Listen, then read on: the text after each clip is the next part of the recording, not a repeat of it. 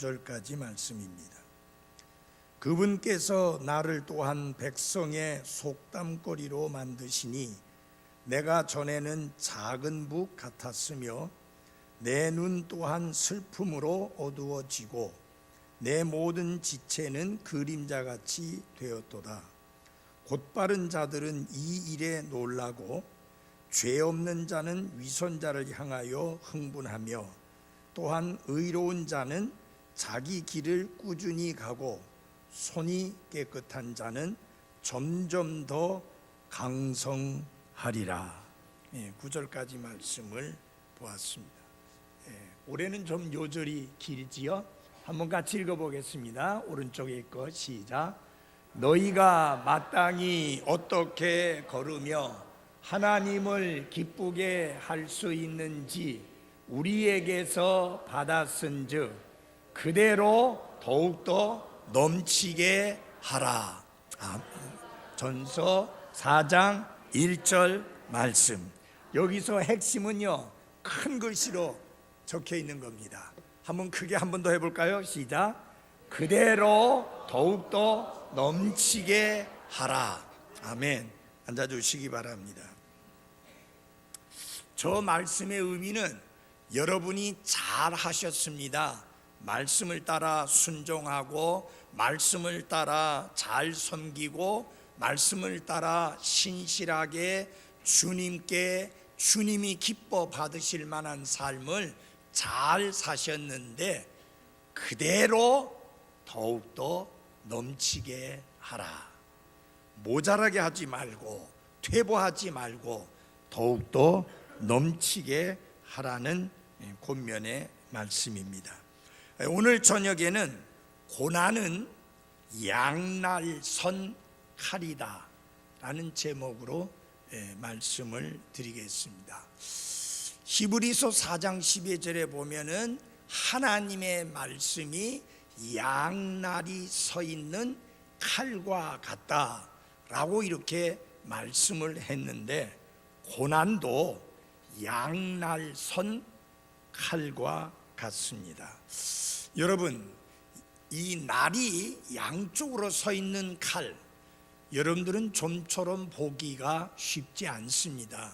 왜냐하면 우리가 쓰는 칼은 날이 한쪽에만 있지 양쪽으로 날이 있는 칼을 쓰지를 않지요.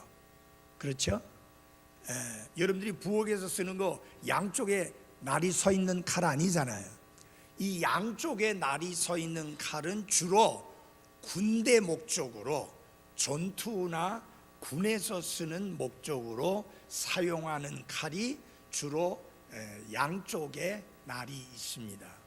로마 시대에 로마 군인들이 가지고 있던 칼이 양쪽으로 날이 있었습니다.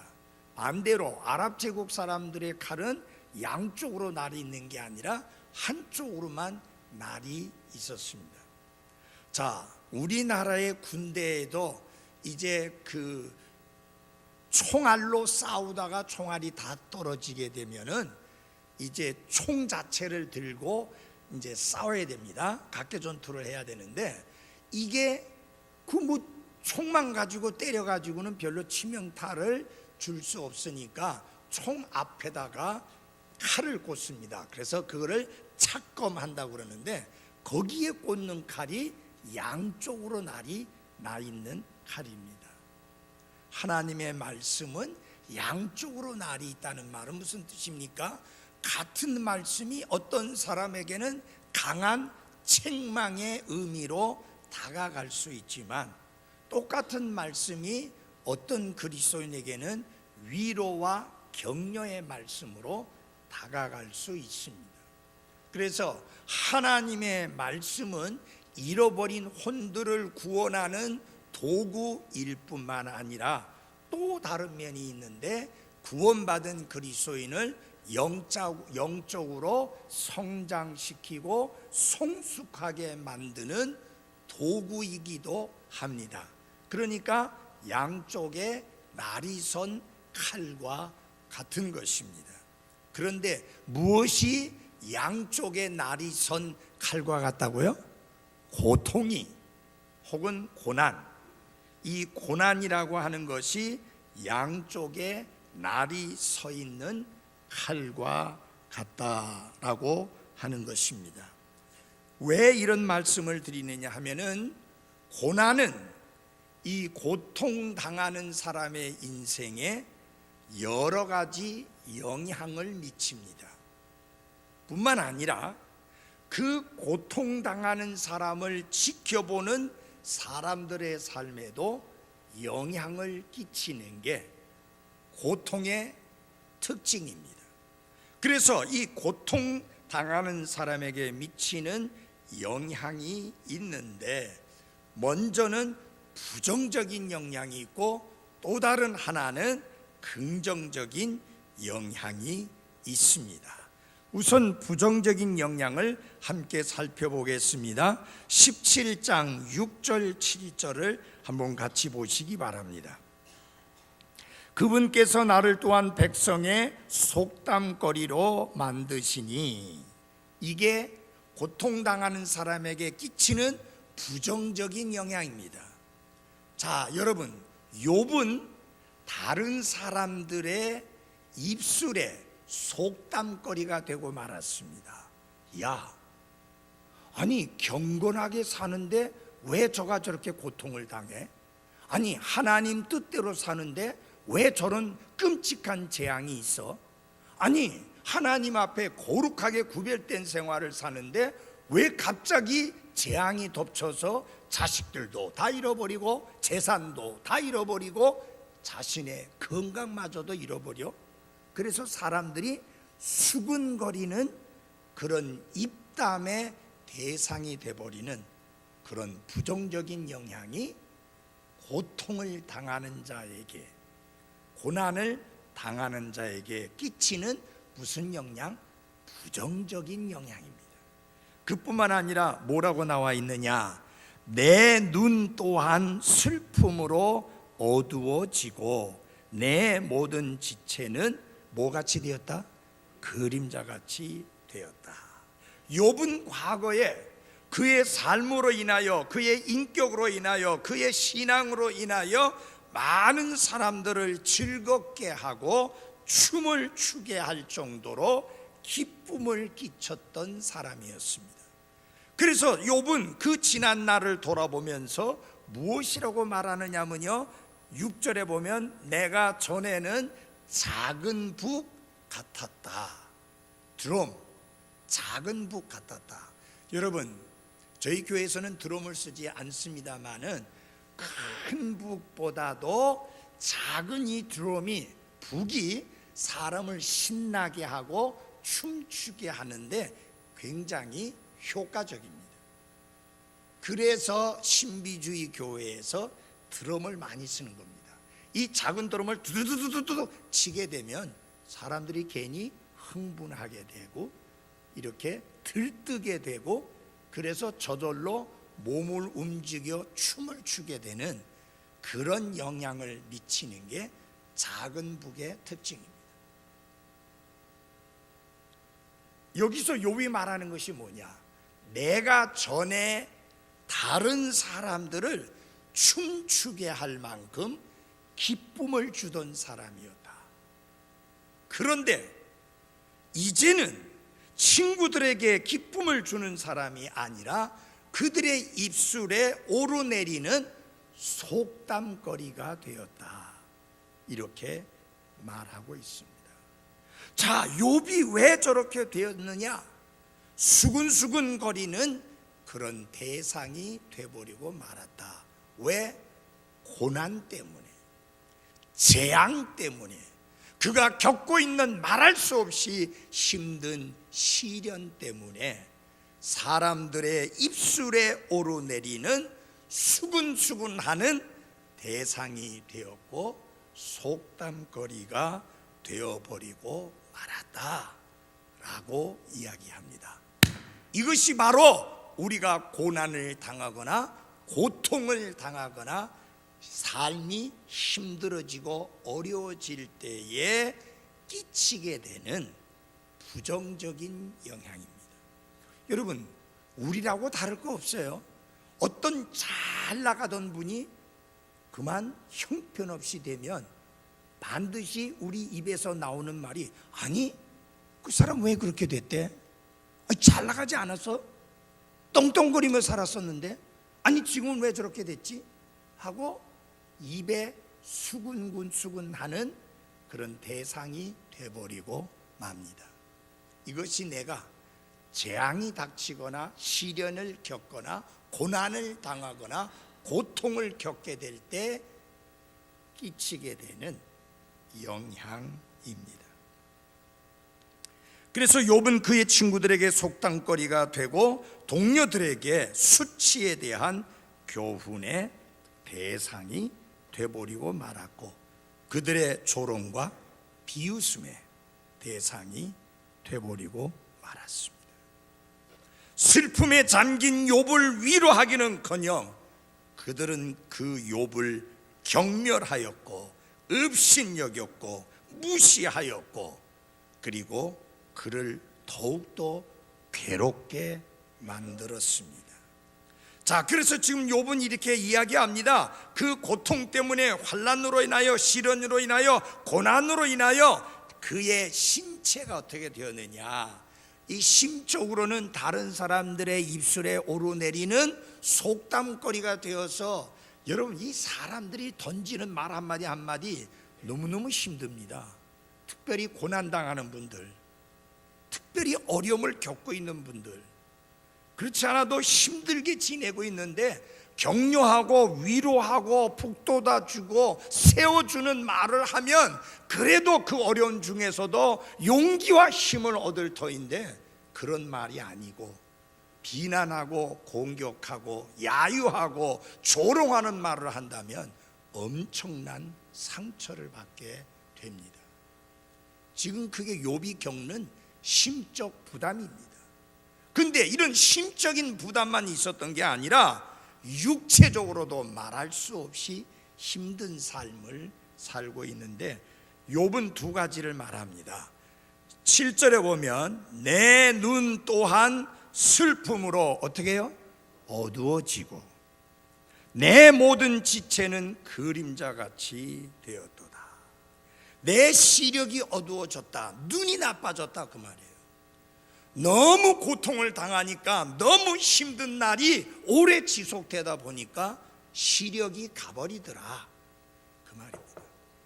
전에 그 국제그룹 그 회장 부인이 재산을 다 뺏기고 난 다음에 어떻게 됐는지 압니까? 실어증이 걸렸어요. 말을 못하는, 너무 충격을 받아서 말을 못하는 사람이 되었어요. 어떤 사람은 너무 충격을 받으면 아무것도 안 보이는 소경 같은 사람으로 돼버리기도 합니다. 욥은 말을 하기를, 내가 눈이 밝았었는데, 내 시력이 좋았었는데 지금은 내 시력이 사라지고 내 시력이 나빠져 버렸다.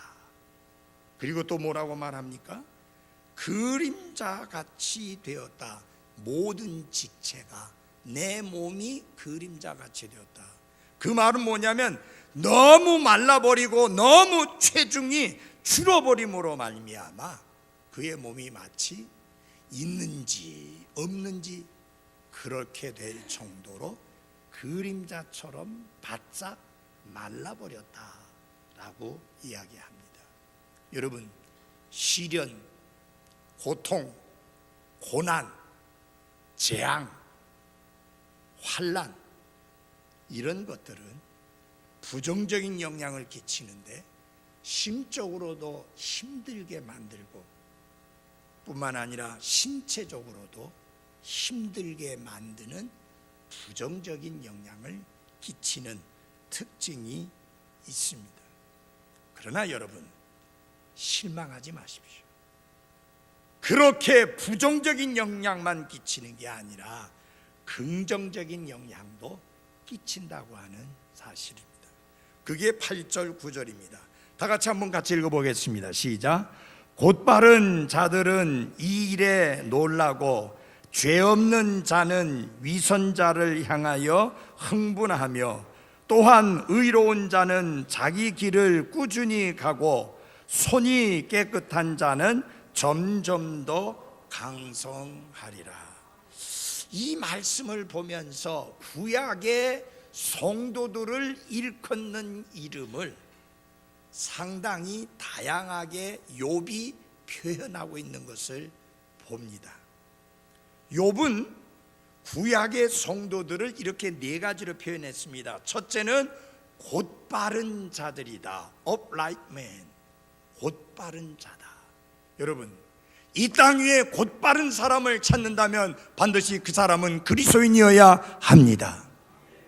우리는 정치인들 가운데 얼마나 곧바르지 않은 사람들이 많이 있어서 그들이 뇌물을 받고 돈을 착취하고 그리고 얼마나 그들의 권력을 이용해서 그릇되고 잘못된 행위들을 했는지 낱낱이 요사이 드러나고 있습니다. 분명히 말씀드립니다. 그렇게 지난날 악을 행한 사람들 가운데 그리스도인의 이름이 올라가서는 안 됩니다. 그리스도인은 곧바른 사람이어야 합니다. 그 다음에 뭐라고 표현합니까? 죄 없는 자라 그렇게 말씀하고 있습니다. 본래 모든 사람이 죄를 지었다고 했고 의인은 없나니 한 사람도 없다고 했는데 어떻게 죄 없는 자가 있느냐? 하나님이 죄를 용서하시고 죄를 깨끗이 써주시고 다시는 기억지 않다고 하시고 오히려 의롭다고 말한다면 그는 죄 없는 자가 되는 것입니다. 여러분, 하나님께서 우리를 용서해 주셨기 때문에 우리가 깨끗하게 됐고 하나님 앞에 죄 없는 자와 같이 설 수 있는 거 감사하십시오.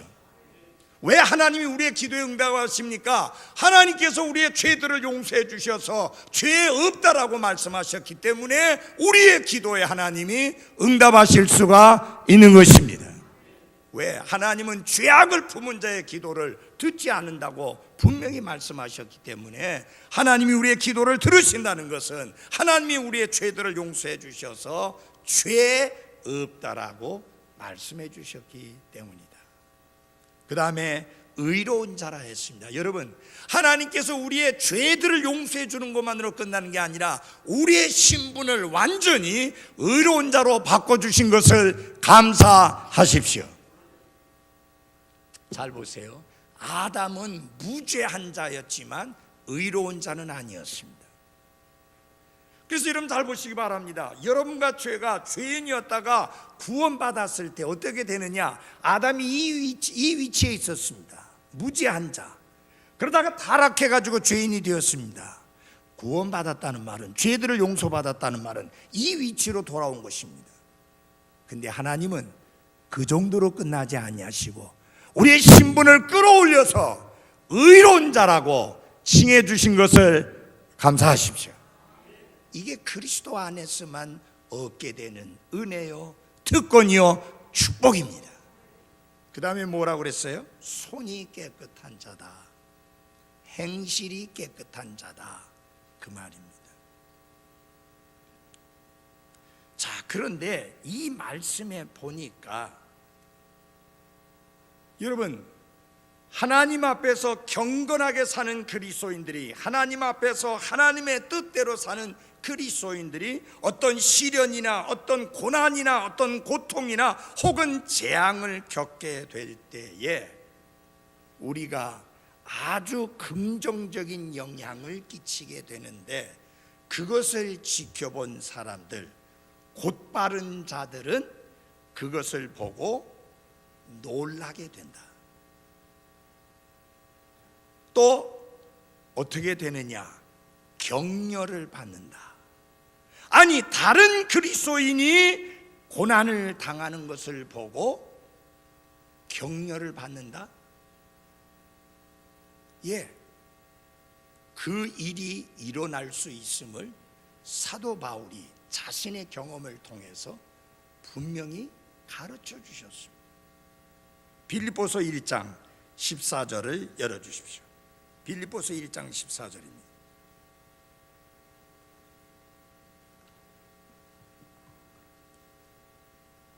빌립보서 1장 14절 같이 우리 한 목소리 읽어보겠습니다. 시작.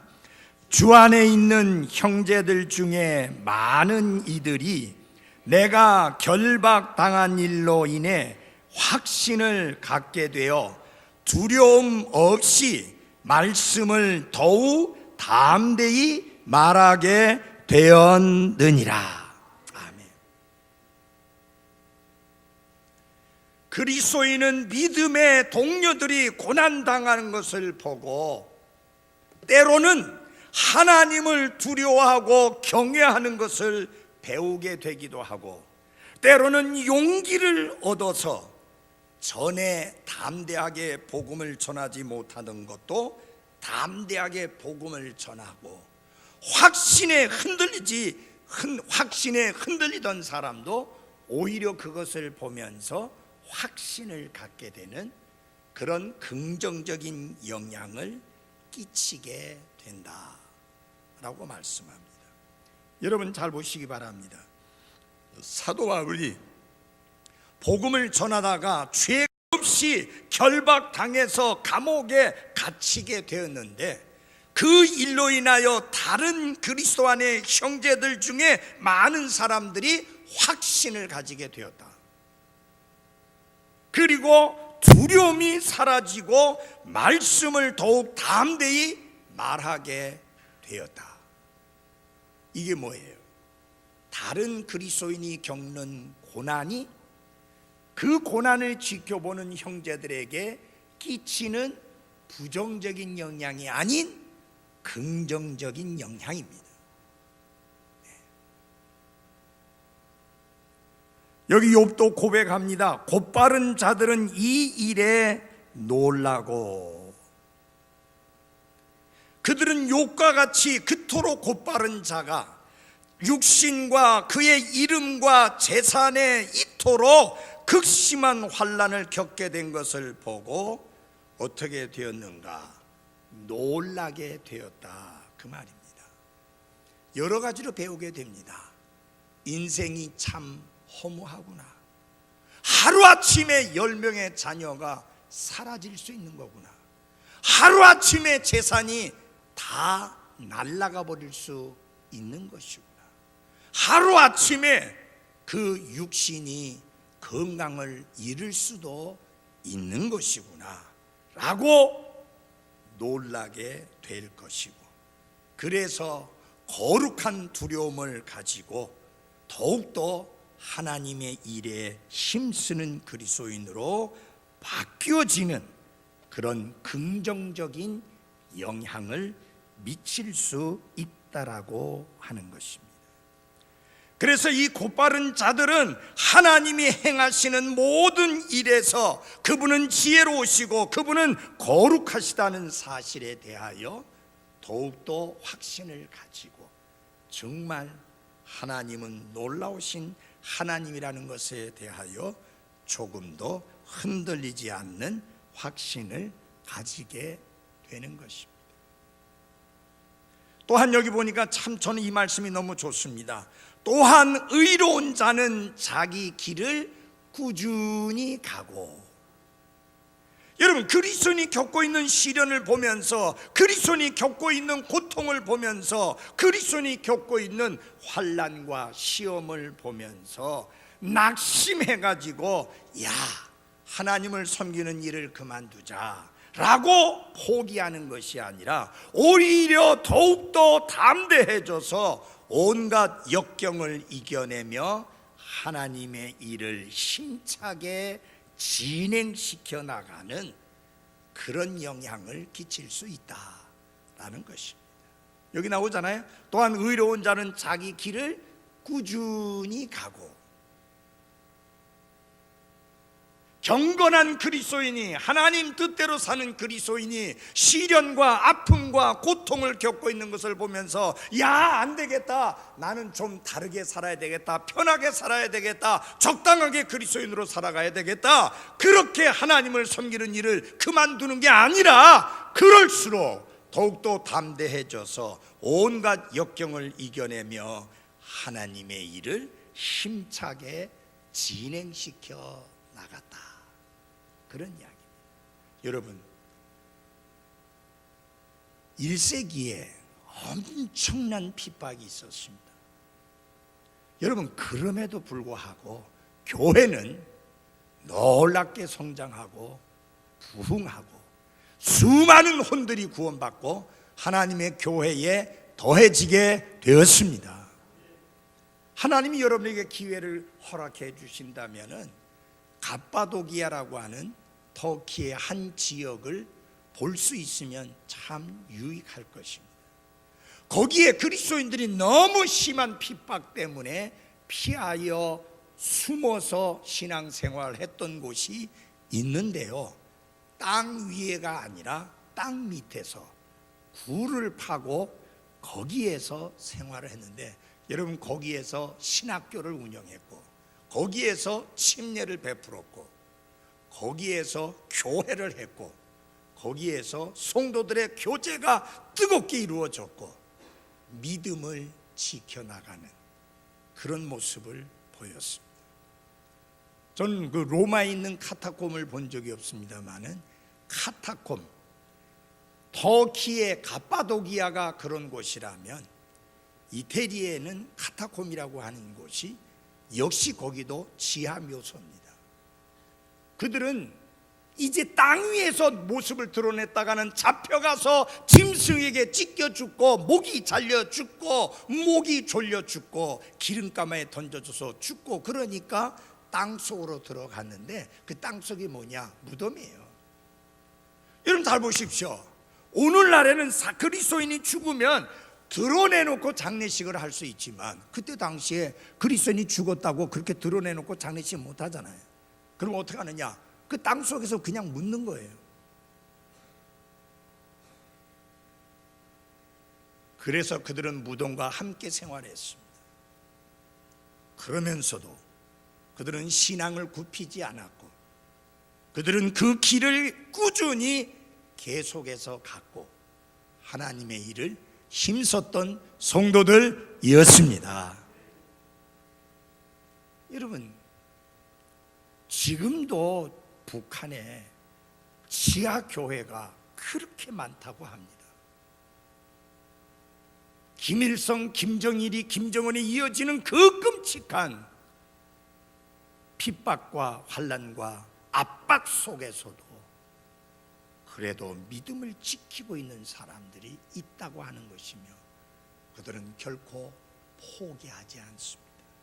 다른 그리스도인이 잡혀가서 죽거나 다른 그리스도인이 잡혀가서 포로 수용소에 수용되어서 죽을 때까지 축노동만 하다 죽는 그 사실을 알고 지켜보면서도 그들은 포기한 게 아니라 자기 길을 꾸준히 갔다고 하는 사실, 지금도 가고 있습니다.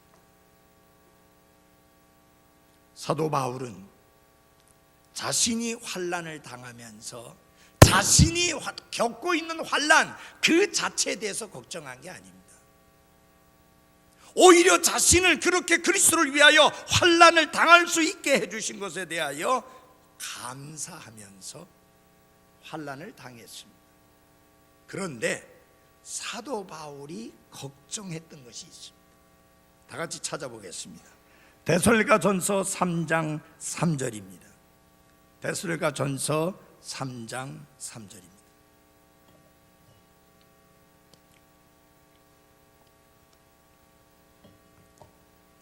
같이 읽겠습니다. 시작. 아무도 이런 고난들로 인해 흔들리지 아니하게 하려 함이라. 우리가 이런 고난들을 받도록 정해진 줄을 너희 자신이 아느니라. 사도 바울은 자신이 당하는 고난, 그게 문제가 아니라 혹시 내가 당하는 고난을 지켜보면서 다른 성도들이 흔들리지 않을까 걱정을 한 거예요. 야, 이 그리스도인으로서 살아간다는 게 보통 힘든 일이 아니구나. 안 되겠다. 그래서 그 그리스도인들이 흔들릴까, 그것을 걱정했던 것입니다. 자신이 겪는 고난 때문에 그리스도인들이 동요하여 거룩한 삶을 포기하거나 하나님의 길들이나 하나님의 역사에 대하여 나쁜 생각을 갖게 될까 봐 걱정을 했었는데, 빌립보 교회에 관한 소식을 들어보니 그런 걱정이 전혀 필요 없음을 알게 되었는데, 왜냐하면 주 안에 있는 형제들 중에 많은 이들이 내가 결박당한 일로 인해서 확신을 갖게 되어 두려움 없이 말씀을 더욱 담대히 말하게 되었느니라. 그래서 여러분, 사도 바울도 하나님 앞에서 감사하면서 조용히 눈을 감을 수가 있었습니다. 사랑하는 그리스도인 여러분, 다른 그리스도인들이 힘들고 어려운 상황 속에서도 믿음을 지켜나가는 모습을 보면서 선한 도전을 받고 나도 어떤 시련 속에서도 믿음을 지켜나가겠다고 하는 강한 확신을 가지는 한 분 한 분들이 되시기를 바랍니다. 그러므로 우리의 기도는 이러해야 할 것입니다.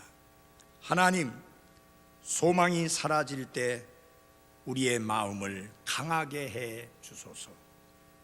하나님의 주권적인 섭리로 우리의 확신을 새롭게 해 주소서. 그리고 하나님이 우리의 삶에 허락하신 것을 받아들이게 하옵소서. 하나님의 영광과 우리의 선을 위해 우리 삶 속에서 항상 역사하시고 계시는 하나님의 손길이 우리 위에 임한 것을 느끼도록 하소서. 그리고 꼭 잊지 말고 기도해야 될 게 뭐냐? 하나님이여, 하나님의 은혜로 강하게 하소서. 올해도 이런 기도 속에 살아갈 수 있기를 바랍니다. 고난 중에 우리의 소망을 견고하게 하는 방법이 있습니다. 그 열쇠는 우리의 관심을 환경이 아닌 하나님께로 집중하는데 그 비결이 있습니다. 환경을 바라보면 실망합니다. 환경을 바라보면 낙심합니다. 그러나 그 환경 가운데 역사하시는 하나님, 그분을 바라보면 우리는 소망을 견고하게 하며 살아갈 수가 있습니다. 그래서 시련을 당할 때, 고난을 당할 때 여러분이 초점을 두고 살아야 될 세 가지를 말씀드리고자 합니다. 첫째 초점은 무엇이냐? 하나님께서 모든 것을 다스리신다는 사실입니다. 그분이 그분의 손에 온 세상을 쥐고 다스리고 계십니다. 하나님은 세상에 대한 통치를 결코 포기하신 적이 없습니다. 하나님은 평화로운 시절은 물론 인생의 폭풍들도 다스리시는 하나님이십니다. 그러나 우리가 시련 속에서, 아픔 속에서, 고통 속에서, 고난 속에서 낙심하지 아니하고 우리의 소망을 견고하게 할 수 있는 그 비결의 첫째 하나가 뭐냐? 하나님이 모든 것을 다스린다는 이 사실을 기억하고 그것을 바라보는 것입니다.